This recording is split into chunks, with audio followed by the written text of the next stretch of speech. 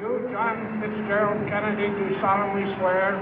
I, John Fitzgerald Kennedy, do solemnly swear. That you will faithfully execute the office of President of the United States. That I will faithfully execute the office of President of the United States. And will, to the best of your ability. And will, to the best of my ability. Preserve, protect, and defend the Constitution of the United States. Preserve, protect, and defend the Constitution of the United States. So help you God. So help me God.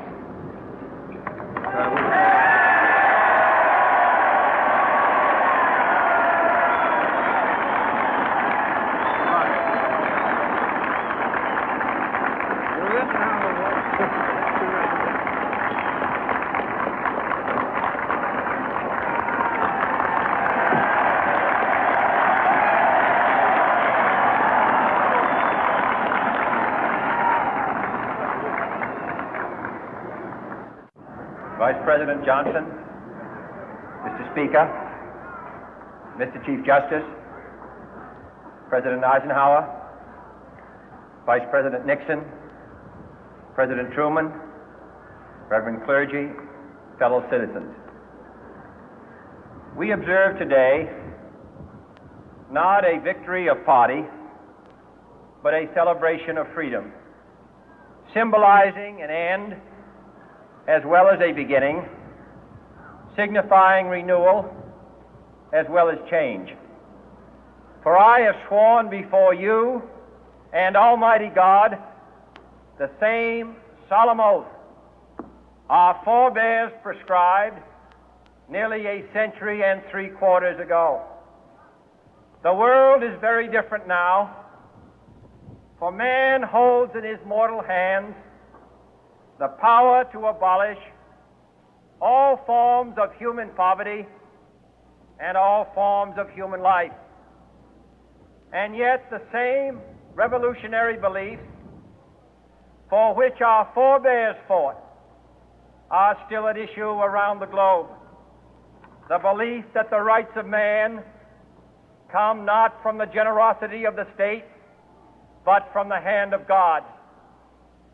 We dare not forget today that we are the heirs of that first revolution.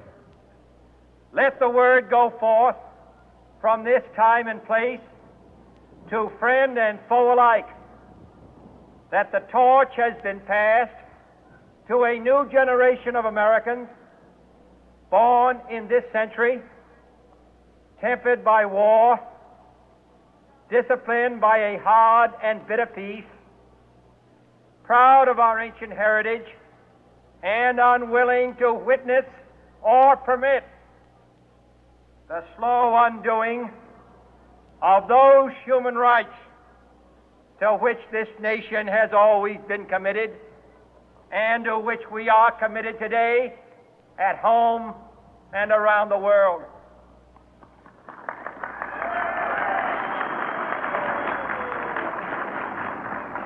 Let every nation know, whether it wishes us well or ill, that we shall pay any price, bear any burden, meet any hardship, support any friend, oppose any foe to assure the survival and the success of liberty.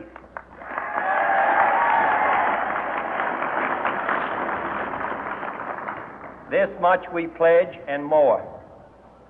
To those old allies whose cultural and spiritual origins we share, we pledge the loyalty of faithful friends. United, there is little we cannot do in a host of cooperative ventures. Divided, there is little we can do, for we dare not meet a powerful challenge at odds and split asunder. To those new states whom we welcome to the ranks of the free, we pledge our word that one form of colonial control shall not have passed away merely to be replaced by a far more iron tyranny.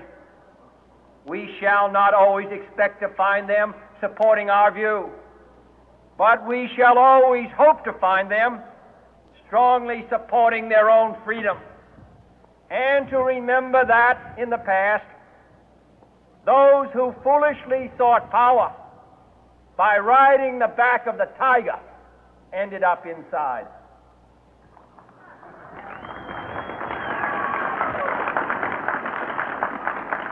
To those people in the huts and villages of half the globe struggling to break the bonds of mass misery, we pledge our best efforts to help them help themselves for whatever period is required, not because the communists may be doing it, not because we seek their votes, but because it is right.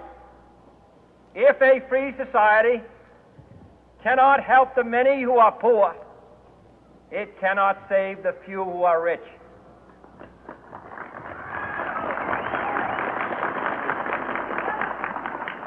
To our sister republics south of our border, we offer a special pledge to convert our good words into good deeds, in a new alliance for progress, to assist free men and free governments in casting off the chains of poverty. But this peaceful revolution of hope cannot become the prey of hostile powers. Let all our neighbors know that we shall join with them to oppose aggression or subversion anywhere in the Americas. And let every other power know that this hemisphere intends to remain the master of its own house.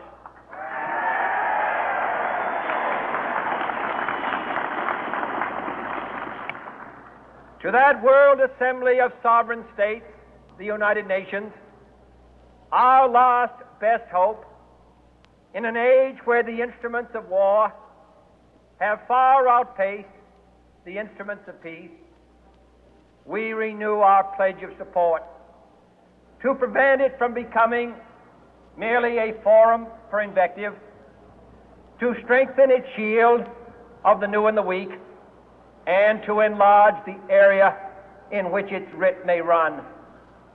Finally, to those nations who would make themselves our adversary, we offer not a pledge, but a request that both sides begin anew the quest for peace.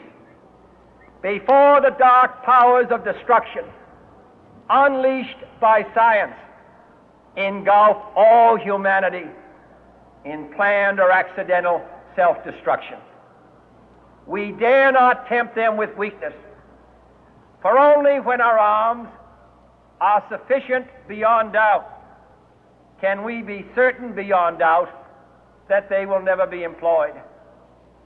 But neither can two great and powerful groups of nations take comfort from our present course, both sides overburdened by the cost of modern weapons, both rightly alarmed by the steady spread of the deadly atom, yet both racing to alter that uncertain balance of terror that stays the hand of mankind's final war.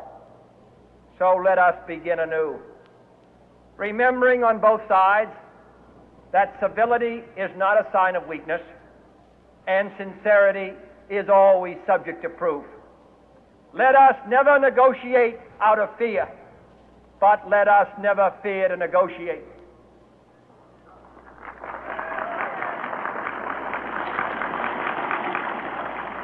Let both sides explore what problems unite us, instead of belaboring those problems which divide us.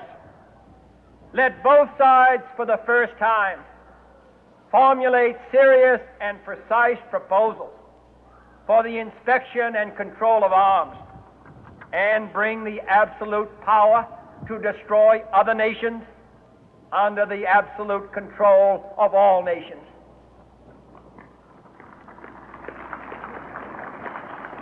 Let both sides seek to invoke the wonders of science instead of its terrors.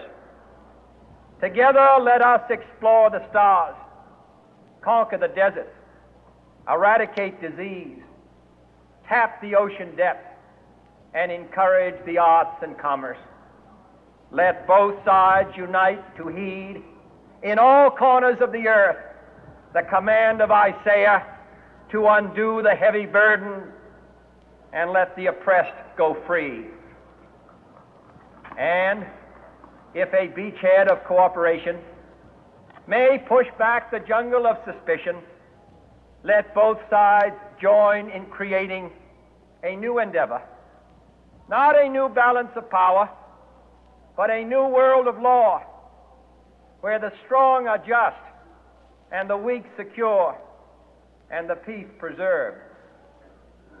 All this will not be finished in the first 100 days, nor will it be finished in the first 1,000 days, nor in the life of this administration, nor even perhaps in our lifetime on this planet. But let us begin.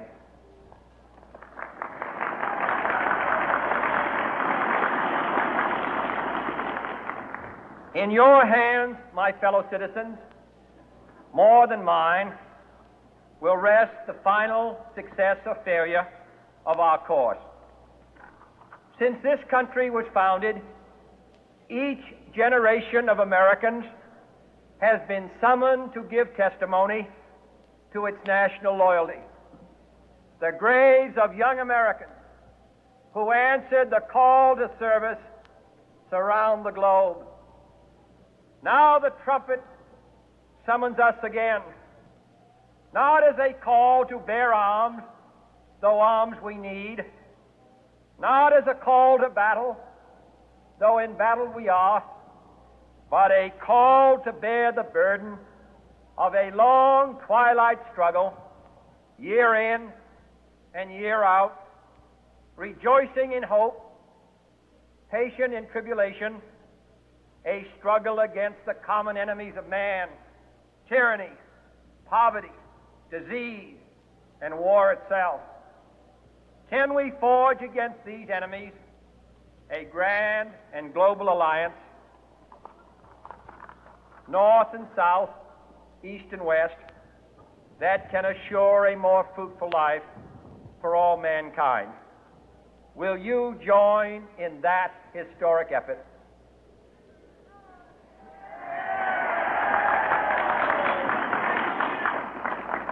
In the long history of the world, only a few generations have been granted the role of defending freedom in its hour of maximum danger. I do not shrink from this responsibility. I welcome it.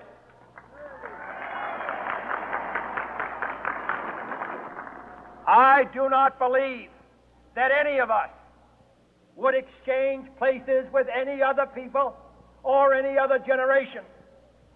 The energy, the faith, the devotion which we bring to this endeavor will light our country and all who serve it. And the glow from that fire can truly light the world.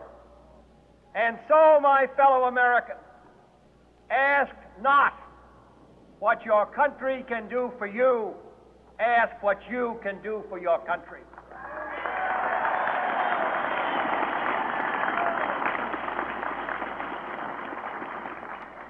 My fellow citizens of the world, ask not what America will do for you, but what together we can do for the freedom of man.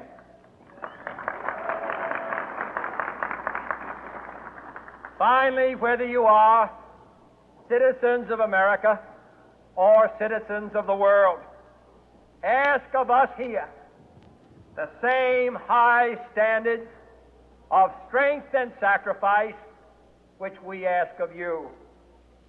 With a good conscience, our only sure reward, with history the final judge of our deeds, let us go forth to lead the land we love, asking His blessing and His help, but knowing that here on earth, God's work must truly be our own.